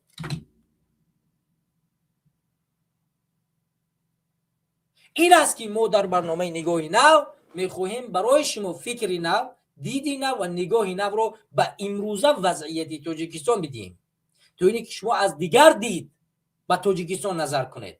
از یک دیدی نوی، از یک نظری نوی، از یک فکری نوی به تاجیکستان نظر کنید که تاجیکستان میتواند یک کشوری پیشرفته در هر ساحه‌ای باشد. اگر من و تو بخواهیم، اگر شهروندای تاجیکستان بخواهند تو حکومت رو مجبور کنند. چون حکومت ناتوان است، ضعیف است و هیچ وقت این امکانیت رو فراهم نمی کند مگر اینی که من خودت این امکانیت رو در دست نگیریم و حکومت تغییر ندهیم. دوستان گرامی من اگر صحبت کنم ساعت ها میشینم صحبت میکنم. البته 1 ساعت 45 دقیقه میشه در پخش مستقیم. برای همین هر چند صحبت کنیم دوستان اگر پیوست میشیدن میتونیم بیشتر بشینیم صحبت کنیم، فرصت هست، وقت هست.